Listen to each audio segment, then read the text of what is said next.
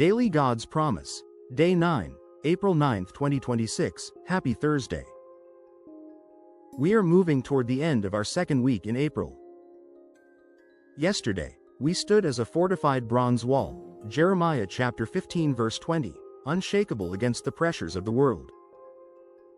Today, we learn the ultimate secret to that strength, knowing when to stop fighting so that God can start.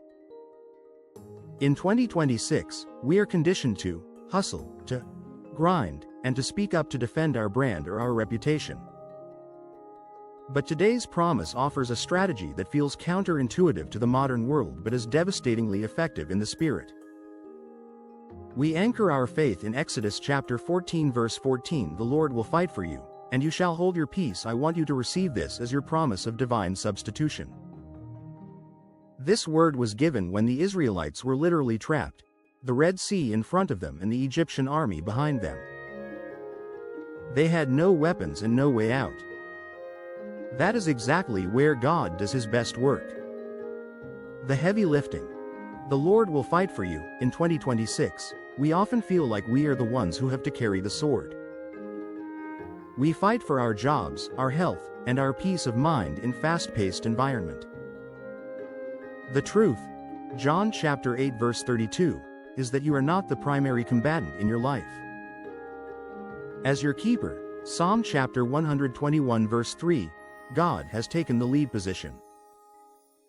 He contends with your contender, Isaiah chapter 49 verse 25, so that you don't have to wear yourself out in battles that are too big for you. If a situation in your life feels, Red Sea, impossible today, remember, the warrior of heaven has already stepped onto the field. The strategic silence. You shall hold your peace. This is the hardest part for us in the digital age. We want to tweet, we want to argue, we want to set the record straight. But God says that your greatest weapon today is your stillness. Holding your peace doesn't mean you are being passive, it means you are being trusting. Because you are his special treasure, Deuteronomy chapter 7 verse 6, the mighty God, Isaiah chapter 9 verse 6, is asking for your silence so that the world can hear the sound of his victory. You are the head and not the tail, Deuteronomy chapter 28 verse 13, and the head knows exactly when to let the mouth stay shut and the heart stay steady. The result of stillness. The Prince of Peace. When you stop fighting, the Prince of Peace, Isaiah chapter 9 verse 6, takes over the territory. Your life is a prize, Jeremiah chapter 39 verse 18, that is too valuable to be lost in a petty struggle. By holding your peace, you are giving God the room to perform a miracle that will leave your enemies speechless. Living in this promise today, on Thursday, April 9, 2026, practice the power of stillness. Rejoice in the Lord. Psalm chapter 97 verse 12, because the battle is already won. You aren't rejoicing for victory, you are rejoicing from victory.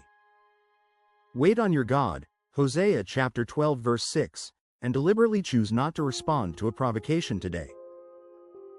Let God be your defense. Cast your care, 1 Peter chapter 5 verse 7, regarding the Egyptian army, the debt, the diagnosis, the conflict, chasing you. It cannot cross the line God has drawn. Wildcard action. Take 5 minutes of total silence today, no phone, no music. Just hold your peace in his presence.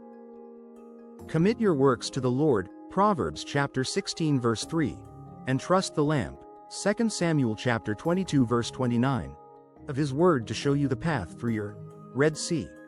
Prophetic declaration. The Lord is fighting for me today, and I am at total peace.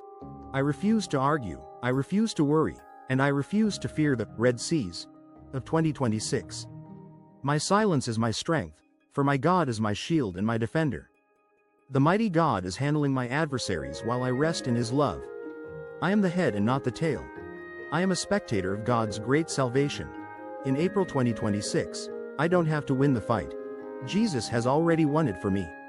God bless us and give us grace after grace.